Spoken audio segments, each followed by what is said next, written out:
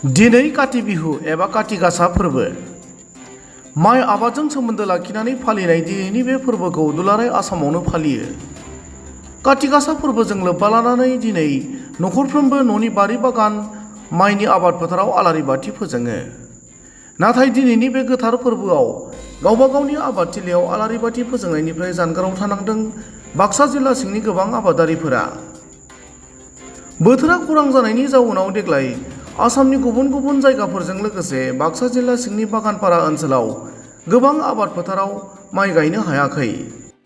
जाउनाव गोबां आबाद फोथारा सोन गोग्लैनानै दं। दिनैनि काति गासा फोरबोआव गोदो गोदायनिफ्रायनो सोलिबोनाय दोरोङारि खान्थिखौ रैखा खालामनो थाखाय आलारि बाथि फोजोंनो आबाद फोथाराव गैया माइनि आबाद। गुबुन फारसेथिं आबादजों सोनारनानै जिउ खांबोनाय आबादारिफोरा लांदां दुब्लियाव गोसो बायग्लिनानै थानाय नोजोराव गोग्लैदों। बे बिथिङाव दुखुथिया आबादारिफोरा गोसोनि साननायखौ ओरैबायदि फोरमायो। এইটো পৰম্পৰা পালন কৰা বা এই পৰম্পৰাটো ৰক্ষা কৰাৰ কাৰণে আমাৰ কোনো পথেই নাই। এই বছৰত যিটো প্ৰাকৃতিক দুৰ্যোগ আমাৰ এই অঞ্চলত বৰষুণৰ হাৰ একেবাৰে কম, আৰু এই বৰষুণৰ হাৰ কম হোৱাৰ ফলত আমাৰ কৃষি পথাৰত আমি ধান ৰোপণ কৰিব নোৱাৰিলোঁ। আজিৰ যিটো বিহু কাতি বিহু কঙালী, আৰু এই বিহুটোত পৰম্পৰাগতভাৱে ধানৰ গুৰিত চাকি দি লখিমীক আদৰা হয়। ধান পানৰ বা নাৰিকলৰ গুৰিত চাকি জ্বলোৱা হয়। এইবাৰৰ যিটো আমাৰ পৰম্পৰা ধানৰ গুৰিত চাকি জ্বলোৱা, খেতিপথাৰত চাকি জ্বলোৱা, এই পৰম্পৰাটো আমি ৰক্ষা কৰিব নোৱাৰিম বা নোৱাৰিলোঁ। এইটো কাৰণতে যে আমাৰ এই অঞ্চলত এইবাৰ বহু কৃষকে এটা গছো ৰুব নোৱাৰিলে ধান, আৰু ধান নহ'লে ধানৰ গুৰিত চাকি দিয়া যিটো পৰম্পৰা, এই পৰম্পৰাটো ৰক্ষা কৰিবলৈ আমাৰ কোনো ৰাস্তাই নাই। আৰু আমাৰ কৃষকসকলে এইবাৰৰ যিটো কৃষি, এই কৃষিটো নোহোৱাৰ ফলত যথেষ্ট বিপদত পৰিছে, আৰু কৃষকসকলৰ চকুৰ পানীৰে বাট নেদেখা হৈছে কৃষকসকল।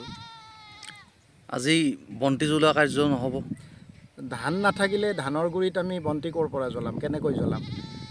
এই যিটো পৰম্পৰা, এই পৰম্পৰাটো আমাৰ নতুন প্ৰজন্মক দেখুওৱাৰ পৰাও আমি বঞ্চিত হ'ব লগা হৈছে।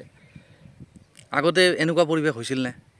আমি গম পোৱাত এনেকুৱা পৰিৱেশ হোৱা নাছিলে। ইয়াৰ আগত কিছু বছৰ আগত এবাৰ হৈছিলে খৰাং, কিন্তু খৰাং হ'লেও ধান ৰুব পৰা গৈছিলে, বা ধান খুব ভাল নহ'লেও সেই ধান আমি কাটিব পাইছিলোঁ, বা ধানৰ গুৰিত চাকি জ্বলোৱা যিটো প্ৰথা, এই পৰম্পৰাটো আমি ৰক্ষা কৰিব পাৰিছিলোঁ।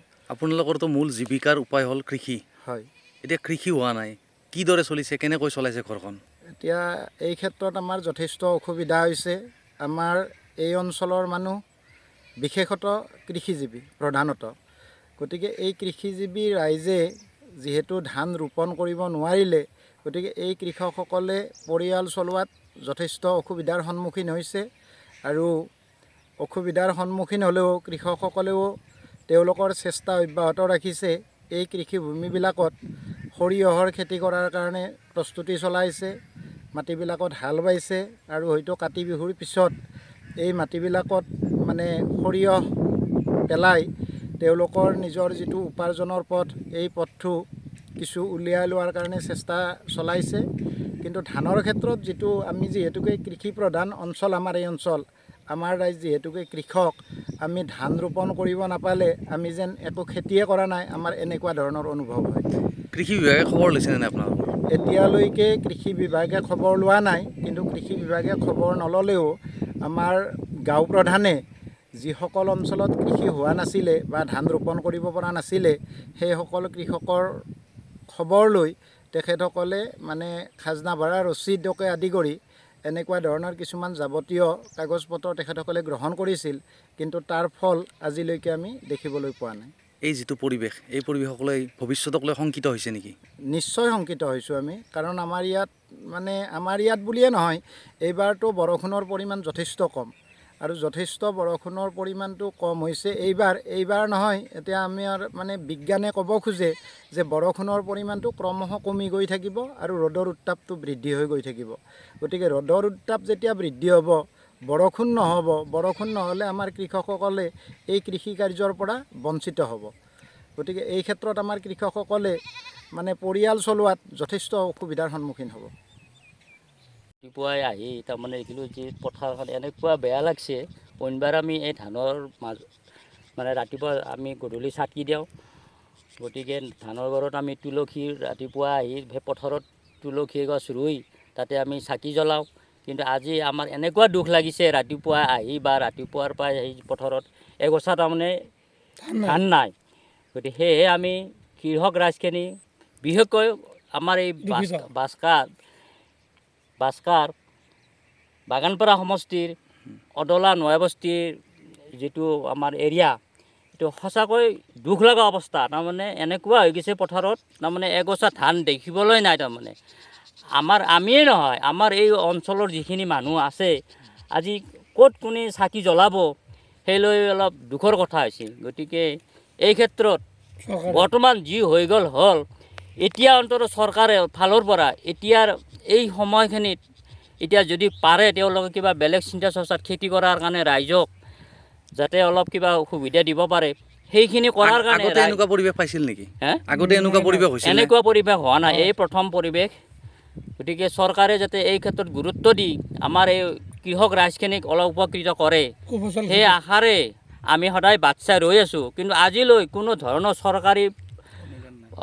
চৰকাৰৰ ফালৰ পৰা কোনো এজন ব্যক্তি বা কোনো আমাৰ এটা, আমি জানো আমাৰ গাঁও সভাক থাকে, চবেই গম পাওঁ, কিন্তু তেওঁলোকে আজিকালি আমাৰ এই যি অৱস্থা হৈছে কোনো ধৰণৰ খোৱাই খবৰ লোৱা নাই। সেয়ে আমাৰ বৰ দুখ লাগে এইবিলাক কথা। এখন চৰকাৰ থাকোঁতে এনেকুৱা পৰ্যায় হোৱাটো, বা তেওঁলোকে অন্ততঃ একবাৰ খবৰ ল'ব লাগিছিল চৰকাৰী মানুহ হিচাপে, যে এই পথাৰখনৰ অৱস্থা বা কি হ'ল।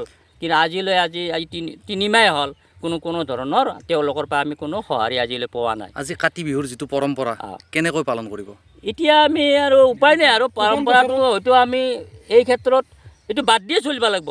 বিহুৱে আমি কাতি বিহু আমি মানে বৰ্জন কৰিব লাগিব। আৰু কাতি বিহুটো আমাৰ মানে ঘৰতে যি পাৰোঁ, গতিকে আমি উপায় নাই। এতিয়া যিহেতু পৰম্পৰাটোৱে আমি এইবাৰ এই বতৰৰ বা সমস্যাৰ কাৰণে আমি বাদ দি চলিব লাগিব। এতিয়া এইবাৰ আপোনালোকৰ যিটো লখিমী চপোৱাৰ যিটো আশা, সেইটো পূৰণ নহ'ব? নাই, উপায় নাই, এইটো মানে হেৰিয়ে নাই আৰু সমস্যা। মানে এই পৰিৱেশটো দেখি ভৱিষ্যতক লৈ চিন্তা হৈছে নেকি? বহুত চিন্তা হৈছে। এনেকুৱা যদি হয়, আমি কৃষক ৰাইজখিনি কি পদ্ধতিৰে আমি জীৱন যাপন কৰিব পাৰিম, সেই লৈ আমাৰ বহুত চিন্তা চলি আছে বা হৈ আছে আমাৰ সদায়। এই সম্পৰ্কেতো আমি বহুতবাৰ এনেকুৱাকৈ বছৰে চৰকাৰৰ লগত যোগাযোগ কৰি আছোঁ, তাৰপৰা কোনো আমি সফল পোৱা নাই এতিয়ালৈকে। কিন্তু ইয়াত কৃষি বিভাগে খবৰ লোৱা নাই নেকি? নাই লোৱা। আজি যি কাতি বিহু কিদৰে পালন কৰিব? কাতি বিহুত উদং পথাৰ, উপায় নাই, ৰাইজে আৰু কি কৰিব এতিয়া। এই উদং পথাৰত আমি পৰম্পৰাটোহে ৰাখিছোঁ, মাত্ৰ নিয়মটোহে ৰাখিছোঁ কাতি বিহু বুলি। তাত বিকল্প আমাৰ একো উপায় নাই, য'ত পথাৰত এগছা ধানো দেখিবলৈ পোৱা নাই। এইবাৰ পথাৰত চাকি জ্বলা যি নিয়ম, সেই পালন কৰিব নোৱাৰিব? নাই, নোৱাৰিম, এইটো অসম্ভৱ। পথাৰত এগছা ধানো নাই, গতিকে আমি কেনেকৈ নিয়ম পালন কৰিম? কৃষকসকল, আপোনালোকৰতো মেইন জীৱিকাৰ উপায় হ'ল কৃষি। কেনেকৈ চলিব? উপায় নাই, এইবাৰ মানুহখিনি যথেষ্ট কষ্ট ভোগ কৰিব লাগিব। এই সম্পৰ্কেতো তাৰমানে খেতি নহ'লে যে আমাৰ মানুহখিনি কি গতি হ'ব, এইটো আমি ভাবিবই নোৱাৰোঁ। তাৰমানে আগতে এনেকুৱা পৰিৱেশ পাইছিলনে? নাই, আমি আজিলৈকে সৰুৰ পৰা ডাঙৰ হ'লোঁ, আজিলৈকে আমি এনেকুৱা পৰিৱেশ পোৱাই নাছিলোঁ। এয়া আমি প্ৰথম পাইছোঁ জীৱনত। আমি এনেকুৱা অভাৱ, পথাৰত পানী নোহোৱাটো আমি দেখিবই পোৱা নাই। অহা বছৰ খেতি যদি কৰিব নোৱাৰে, তাক লৈ চিন্তা হৈছে? চিন্তা যথেষ্ট হৈছে আমাৰ। আমি কি কৰিম আমি ভাবিব পোৱা নাই। আমিতো সাধাৰণ মানুহখিনি কি কৰিম, কেনেকৈ চলিম, আমি ভাবিব পৰা নাই। এই মাটিখিনি ধান খেতিৰ কাৰণে উপযোগী, ইয়াত কিবা বিকল্প খেতি কিবা ব্যৱস্থা আছেনে নাই? একো উপায় নাই, এতিয়া ধান খেতি নহ'ল। কিন্তু এতিয়া আমি ভাবিছোঁ এইবাৰ সৰিয়হ খেতি কৰিম বুলি। আমি গাঁৱৰ মানুহখিনি গোটেইখিনি মাটিয়ে ইতিমধ্যে আমি চহ কৰিছোঁ। তাৰ কাৰণেও আমি যথেষ্টখিনি ব্লকৰ লগত আমি ইতিমধ্যে যোগাযোগ কৰিছোঁ। চাওঁ তেখেতসকলে কি কৰে, কিবা যদি অলপ সাৰ পানী দিয়ে, তথাপিতো আমি অলপ উপকৃত হ'লোঁ হয়।